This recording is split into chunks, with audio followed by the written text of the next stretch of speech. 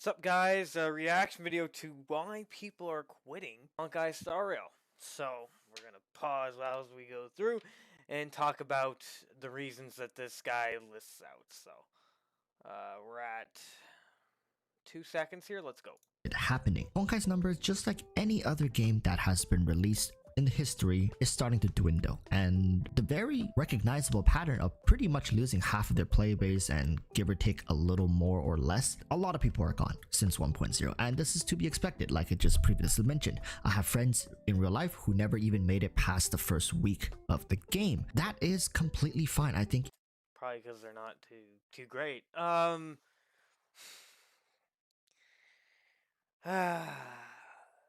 gonna tell you guys something.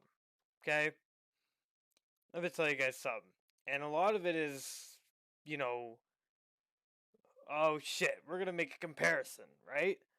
What game is more top tier in the gacha world in terms of Genshin and Honkai? Let me just put this into perspective, all right? I don't want to say, it's all preference. Um, but a matter of people quitting like within like the first week of playing a game, that's fine. I did that with fucking Genshin Impact, right? It all depends on preference. If you're someone who enjoys turn-based RPGs, then this is fucking great. If you're someone who doesn't like that, then it's not, right? I personally do not like to wander around a fucking map all day and fight things in a third person, right? Like, it's just, to me, it's tedious. But again, people have their different preferences. And if we're talking about the activity, obviously we can conclude that Honkai definitely got way more active when it dropped due to the fact that it was new, obviously. And in my opinion, I find Honkai way more charitable to players than fucking Genshin Impact, and I've noticed this.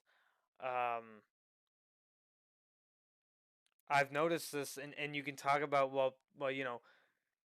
Honkai Star Rail is moving towards the direction of adding permanent events where they're not just timed. Timed events suck ass. And I'll explain to you guys why. Because when you do a timed event, there's a certain fucking time limit, okay? And if you don't make it within the time limit, oh, I went on vacation. And now I can't do the event because I was on vacation. It's like that's one of the big things. But yeah, I'd say that having these timed events be permanently implemented in the game is probably better than what the fuck Genshin's got going. They have timed events that are not permanently implemented in the game. They're not permanently in the game. So let's keep going. it's a healthy sign for a game to be losing players. It means that a lot of the people who kind of was chasing a fad are now weeded out, and a lot of the opinions that would have otherwise flooded the community ultimately not really amount to anything, but could have influenced the game in a direction that is not welcomed by the remaining players of Honkai Star Rail. So why is there a need to make this video? Well, there's a need to make this video because I've been looking at the differences and the similarities between Genshin Impact and Honkai Star Rail. Now, some things did surprise me. Well, that's what everyone's doing, by the way. Just so you guys are aware, that's what fucking everyone's doing. Like, every fucking YouTuber I see, like, they're all doing it, right? I just did it 5 seconds ago. Because if we're going to go down the rabbit hole where we're comparing the two, right, just to make a point, then that's what we're going to do, right? And the truth, the reality is there's no need for this video. Like, why, right? Why? If you want information, look at statistics and stuff that will actually be shown that you have very credible information, right? Like this guy, I know he pulls up some charts. We'll see it in a sec, but there are things that you can look at on your own time that'll, tell you these things, okay? That'll tell you these things. You're comparing, essentially, a comparison is being made of two fucking gacha games made by the same company. People get confused by this, okay? And I'll tell you straight up, it's the same company, okay? But there's different teams, all right? There's different development teams, okay? You have a development team for Genshin, and you have a development team for Honkai Star Rail. if the development team for Genshin Impact was developing Honkai Star Rail, I probably wouldn't even be playing the game right now. That's how fucked they are. Okay? And I'm sorry, I'll say this, okay? I'll say this. Again, charitable. I really give a shit about how charitable things are towards players, okay? I came from a game that was complete fucking disaster and shit show, right? Naruto Online, we all talked about it, right? I don't even want to get into that, but you guys can check out my latest earlier videos, right? That was a disaster, and when you look at different games that have these like gotcha systems, luck-based games, okay, which is 90% of the online RPGs you play. And you can even say quote unquote luck or RNG, right? But yeah, I mean, there's no need. Like, we're gonna keep watching though. So let's go. Others were to be expected, such as this huge dip in player base. I have been thinking about making this video for a little while, and there are some key things I want to focus in on, especially as to how the future of Honkai Star Rail as it differs also from Genshin Impact. So on the screen you may find a graph right now showcasing the similarities. Well, you can see how they both spike extremely hard. Now this is the thing that really caught me off guard, the fact that Honkai Star Rail has similar success to Genshin Impact. Now to put that into perspective, right, Genshin back in 2020 had very little competition. I would even say no competition with had nothing. There was no competition for Genshin Impact, but nothing was competing with Genshin. You gotta think about it. Nothing was competing with Genshin up until now. Like at this point, 2023, right? Nothing was competing with Genshin. So we bring up the chart. Yeah, I mean, Honkai had a bust within the first week because it was new, right? People want to play new games. Oh, I'm so excited. But it depends on if you have the fucking attention span to play. That's the problem, right? The thing about the lack of content, and this is what we talk about in many games, especially RPGs that rely heavily on servers, okay? Lack of content. That will royally fuck things, alright? If you have a lack of content, people get tired of doing the same thing every single fucking day, okay? This applies to Honkai, this applies to Genshin, this applies to whatever. So it's about, do you have the patience to be, able to play this shit? Do you have the patience? Do you have the patience to wait for 1.1 or 1.2 or 3.4 or 4.0 or whatever the fuck? Do you have the patience to wait for that or not? That's what it comes down to. Do you have the patience to save up Primo gems to summon or crystals to summon or not? It's just how it goes, right? Pay to wins are obviously a different fucking story. I've been there, right? But there's, and you can honestly say that majority of the player base is free to play. Okay? So it's about do people, especially as free to play, do they have the attention span to play this fucking game and wait for updates?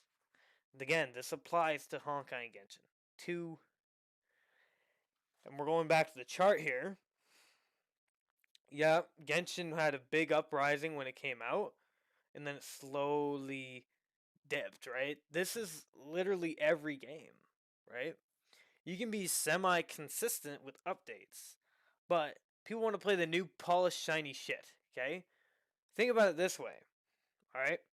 When Wuthering Waves comes out, that's going to put Honkai and Genshin in the dirt.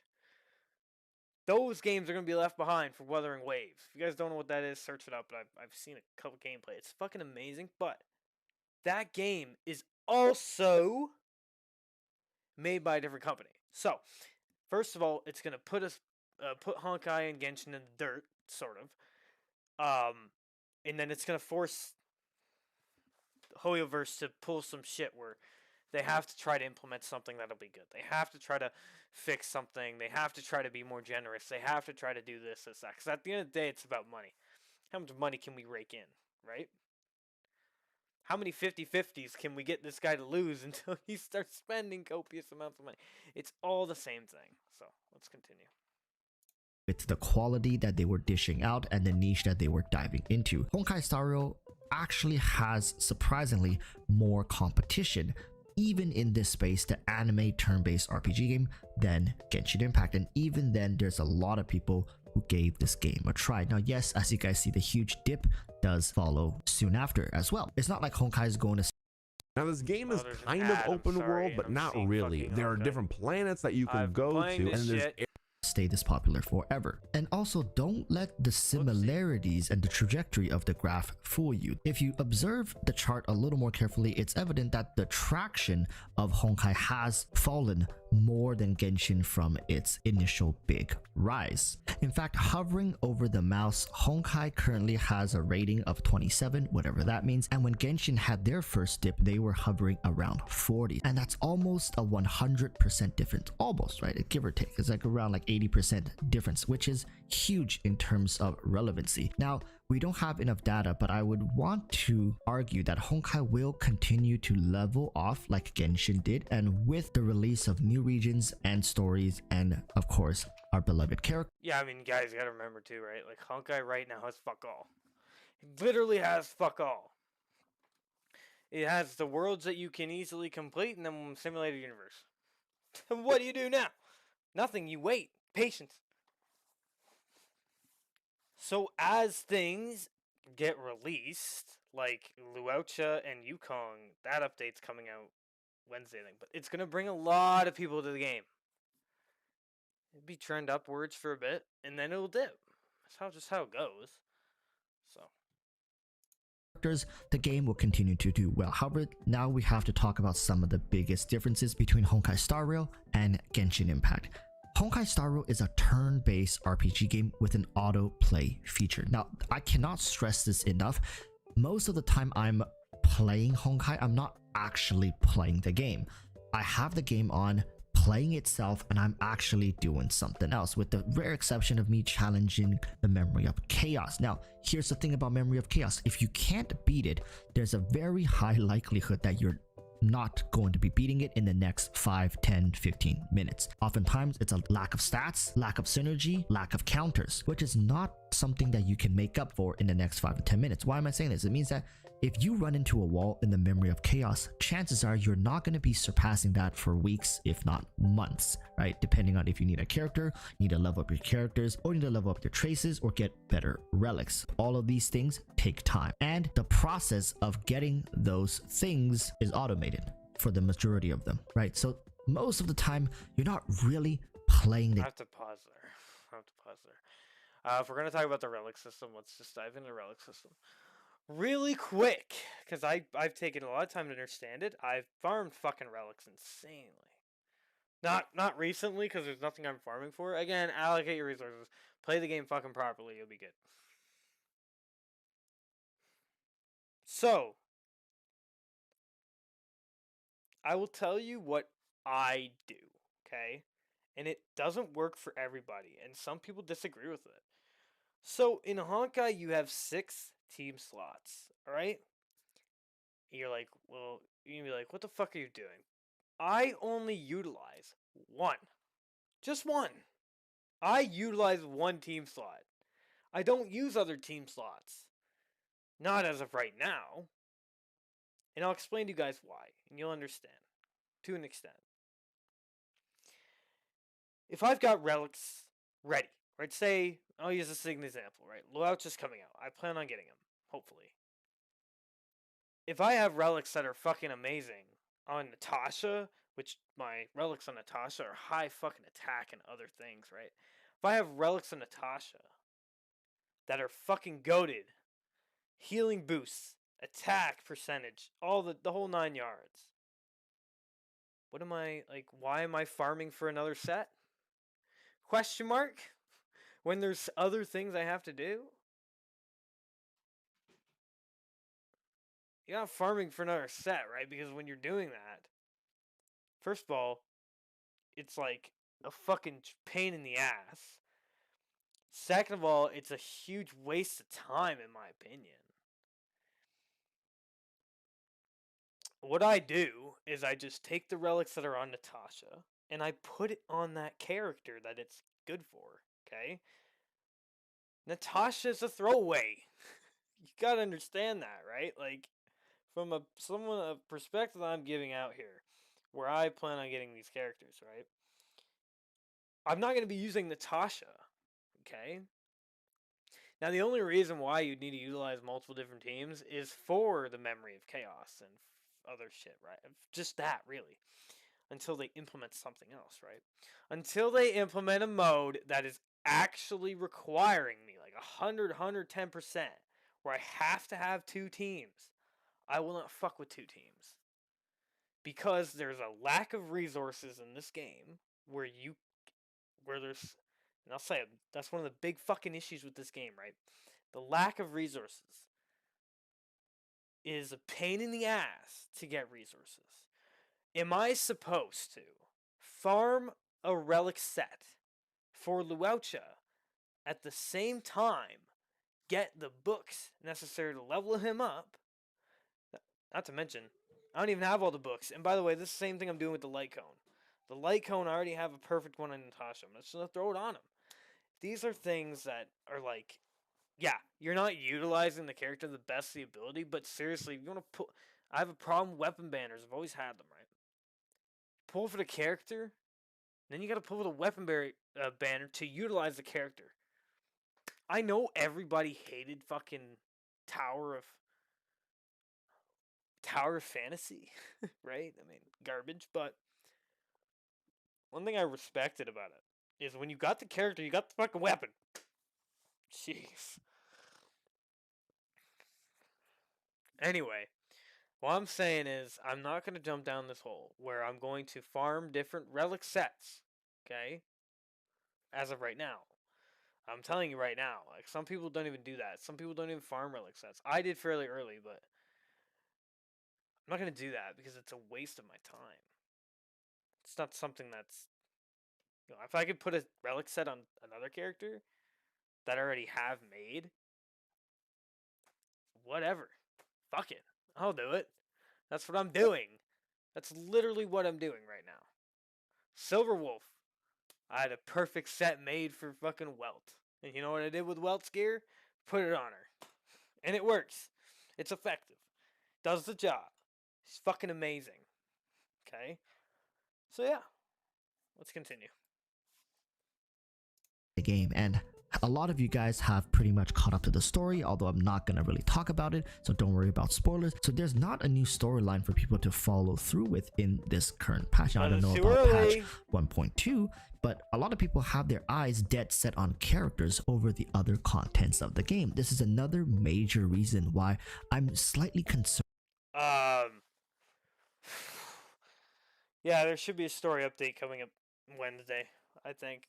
As far as I'm concerned, to dive into the story, Silverwolf had a mini thing, like it was a tiny thing, but concerned for the game's longevity. In a video that was made by Vars, he highlighted that when it comes to hardcore turn-based RPG players, which I would imagine a lot of them did decide to stay, right? When people usually quit games en masse, it's the casual players who are hopping from game to game, checking things out, trend chasers. They were never really going to stay and be committed to the cause and intricacies of the game. The people who are a little more try-hard, people who have invested both time and potentially money into the game, likely cares a little more about how the game is played and the inner workings of it. So Vars himself said he was an avid turn-based RPG lover, and the design for Honkai Star Rail just isn't complex enough to keep someone like him to stay engaged with the combat system.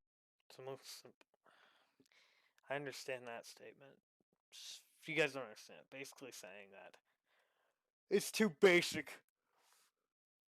Turn-based. It's too basic. I mean, maybe. I think so. I can agree it's kind of basic, but I'd rather it be kind of basic than out the ass hard, right? That's all I'm saying. It's far too simplified, and Hoyoverse's attempt to reach as many players as they possibly can now seemingly will backfire in the long run. The entire crutch of this game is its turn-based RPG, and most of it is automated as well as non-complex even when you're piloting it yourself. So unless Hoyoverse comes up with new mechanics to keep endgame players or players who desire a more complex system satisfied, we could see those players eventually trickling away as well, which leads me to wonder, where is the core player base situated? Is there no other anime-based RPG game available for them to play so that they have to play a game like Honkai Star Rail? How many people are still first-time turn-based RPG players who are still waiting for their waifus or husbandos to come out before they give the game a final verdict? You guys got to remember that looking at Genshin's chart, when Genshin was at its peak, there was little alternative. Right now, there are plenty of alternative games that have actually came out since Genshin's success. Now, I'm not going to comment on how good or bad those games are, but the fact that you have other options now should be a terrifying thought for Hoyoverse to up their game. And one of the reasons why a lot of Honkai's optimization and integrated systems have been very well polished, and an upgrade from Genshin Impact should show you how much Hoyoverse cares about. You want to tell me where the hell we're going? Manhattan. Fucking ad, but I love this. Satisfying the general player base. Now again, I keep emphasizing the general player base, right? The masses.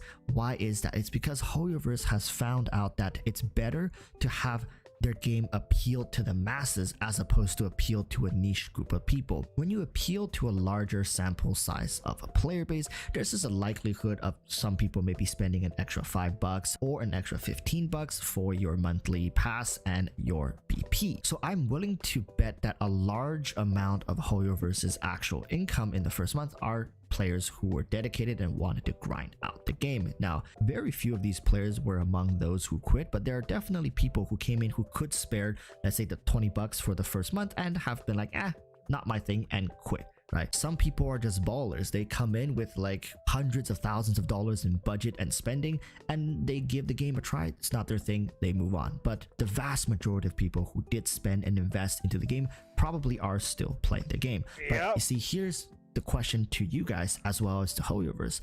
How long are they going to continue playing the game and spend at this rate? A lot of players that I know from Genshin Impact have since stopped spending, myself included. I've skipped 5-star characters, 4-star characters, as I just don't see any point in building those characters. Because they're shit. I'd say don't spend if you're getting a shit character. I work off that logic. Blade. Definition of a shit character. Would I spend for him? Probably not. The dream team's almost complete, guys. Hopefully soon. Anymore. Both games does not incentivize group play. There are co-op features or systems in place, whereas in Honkai Star Rail, you can have a buddy accompany you in certain combat runs, and Genshin Impact, you can visit people's world and have them visit yours. But it really isn't developed. And steal all their shit. It's another thing when Genshin had a problem. It's just funny. It was just funny to me. This guy would join the world, fucking mug everything, and fuck off. That's why I didn't like it. I had a nuts account. Like, it was alright. It was good. Right? I had Bennett, fucking Zhongli, Yaimiko, Raiden Shogun. I had decent characters. Kokomi. So. To make you feel like you're a part of a bigger community unless you go online. And this isolation in a live service game where you're playing on auto for 90% of the time. I'm saying 90%, I think is probably even higher than that once you get to late game. Right? Once your characters are level 80, for those who are Trailblaze level 60 and above, your characters are built, you're just farming materials every day, and you probably get to only play the game for 10 minutes a day. You are already at Genshin's endgame, right? People are starting to slowly push Memory of Chaos, running into a wall, realize they have to go back, level up all their other characters, supports, whatnot, to level 80 as well, along with their light count, and you're just farming day in, day out with no new story quests, no ways to interact with other players, right? No huge global size events that... It's why it's fucking patience. It's literally why it's patience. Yes, and the one thing I love about this game is how easily you can level up. I fucking love that. It takes, what, 2 years in Genshin? Shit takes a month. I like that, but, yeah, I'd say people probably would find it extremely boring. It's not in everyone's interest to just get on and farm all day. What gets me on is the fact that I got that fucking pass that gives you 90 crystals every day, so that's what gets me on. But yeah. Let's continue. Incentivize you to play more. So Hoyoverse designed another side game, which I don't think there's anything inherently wrong with that. It's just in this topic that we're talking about the longevity of Honkai Star Rail. A title like Zenless Zone Zero is on the horizon. A title like Wuthering Waves is also coming in the near future. How competitive is Honkai Star Rail going to be once those titles hit the market? That's really the question that I'm asking, and in my honest opinion, it doesn't look too hot for this game, right? Whilst a core community will start to form, I do think the vast majority of people will start to migrate away and into new titles, mainly because Star Rail just doesn't have the charm of a complex turn-based RPG game, and nor does it have the incredible casual aspect of, let's say, a Pokemon game, a single player casual turn-based game either. It floats in between these two realms and kind of in this purgatory realm of, well, there's a lot of money you can sink into this game,